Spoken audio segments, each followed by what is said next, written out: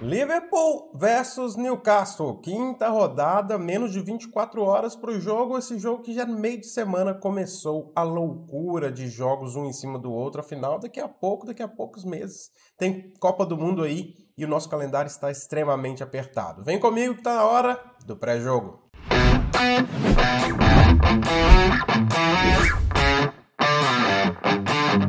Fala, caminhantes, como você está? Tudo bem com vocês? Espero que esteja extremamente bem, assim como eu estou bem. Muito obrigado por você estar aqui mais uma vez. Agora sim, de alma lavada todo mundo, depois de um 9-0, né? Oh, meu Deus, 9-0.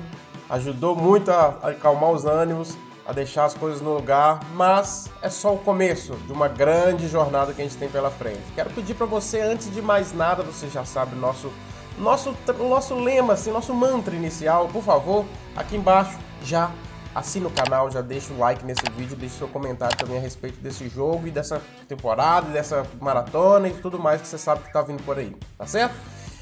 Liverpool e Newcastle, quinta rodada da Premier League. O Liverpool enfrenta um dos times mais promissores dessa edição do campeonato, um dos times daqueles que mais está cotado para incomodar o famoso Big Six, inclusive já tirou pontos de um dos mais improváveis times a serem tirados do Big Six, que é o Manchester City, sim, dentro da casa deles, lá no St. James Park, estádio muito hostil.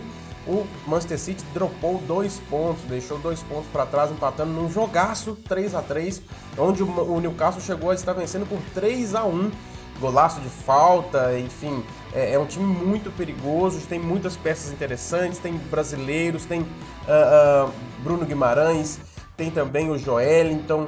Então, assim, o Joelinton jogando de meia, né, de volante, que está se renascendo, assim, né, para futebol. Além de tudo, tem o Saint-Maximin, que é uma loucura para qualquer zaga, muito rápido, muito forte, chutes de fora da área maravilhoso, Trippier acertando todas as faltas. Enfim, é um time com muito repertório, que sabe jogar no contra-ataque, sabe jogar pressionando, treinado ali pelo Ed Howe, que treinava anteriormente o Bournemouth, que fazia boas campanhas com ele, esse Bournemouth que a gente acabou de dar, de meter 9-0. Enfim, é um time extremamente perigoso. Porém, o jogo é em Anfield mais uma vez. Tivemos aí, fomos agraciados depois de ter tanto tropeço no começo, de termos 2 jogos em Anfield para a gente poder tentar dar uma respirada e uma acelerada aí nessa retomada do futebol. A gente finalmente estreou, né, com os 9-0, e agora a gente precisa dar prosseguimento nessa situação de Premier League. A gente precisa de mais uma vitória, a gente já tá para trás na tabela, né? Todo mundo já sabe disso. E com isso, o que a gente tem para dizer sobre a coletiva do Klopp? O Klopp falou algumas coisas interessantes, eu queria falar começando pela aquela história de tirar o elefante da sala.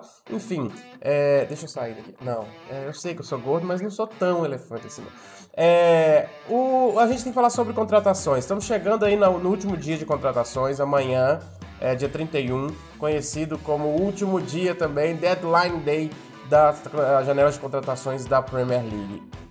O Liverpool vai trazer alguém? Muito difícil, viu, gente? Muito difícil, pode ser uma daquelas coisas de última hora, de último dia. Talvez, beleza, mas não sei se vai trazer não.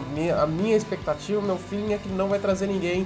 O Klopp até comentou algumas coisas, comentou sobre ter elenco muito jovem, falou que tem elencos muito jovens, mas que é bom dar uma estabilidade para ele tendo alguns jogadores mais velhos. Ele falou também sobre o fato de que ele se sente mal de falar sobre essa situação de contratações, porque ele geralmente é mal interpretado e geralmente fazem muito das declarações dele, e é normal mesmo, ele é um dos técnicos dos maiores clubes do mundo, e mas ele deu uma alfinetada muito interessante. Ele disse que ele gostaria de ser mais, como é que eu posso dizer, mais atrevido no mercado, arriscar um pouquinho mais no mercado. Isso é mais uma cutucada do Klopp na direção. O Klopp, mais uma vez, dá uma cutucada agora até de uma forma mais sutil, mais amigável, talvez até pelo fato de que alguma coisa esteja acontecendo, não sei, isso pode ser mais a minha vontade, a minha esperança, o meu querer do que a realidade, mas ele deu uma cutucada dizendo que ele gostaria de ser mais ativo, mais arriscar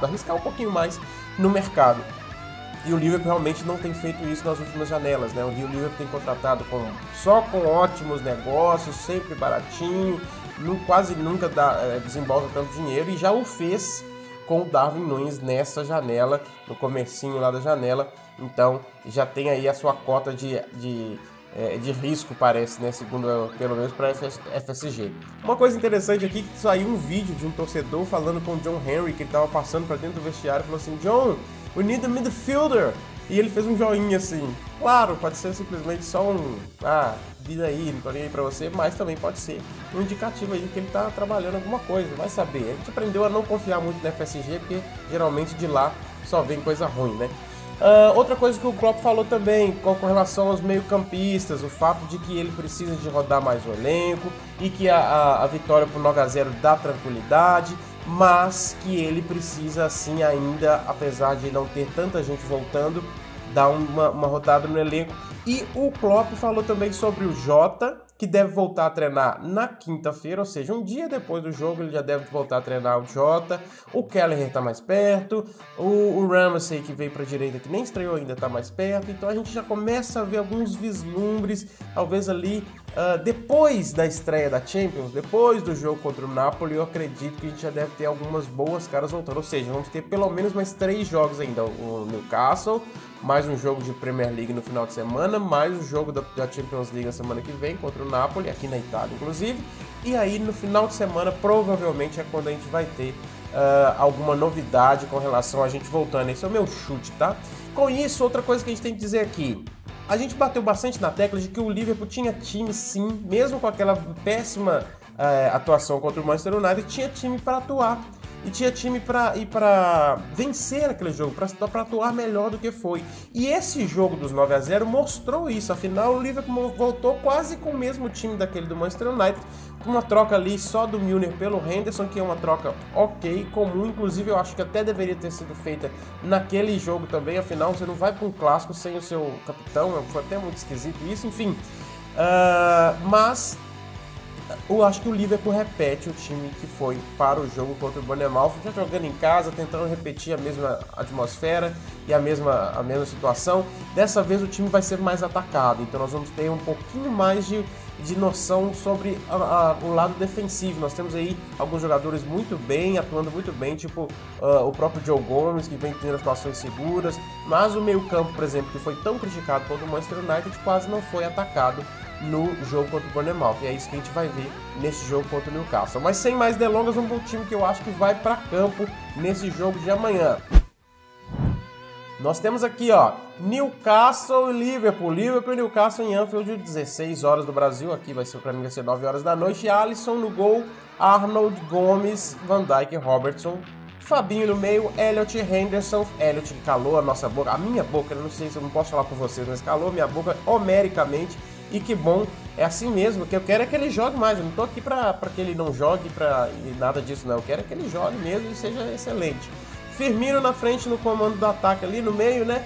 Dias pela esquerda e Salah pela direita. Eu acho que não tem como fugir muito disso, não, gente. Não tem como fugir muito disso, porque não tem tanta peça assim. O próprio Carvalho, a gente viu que ele tem um físico um pouco mais frágil.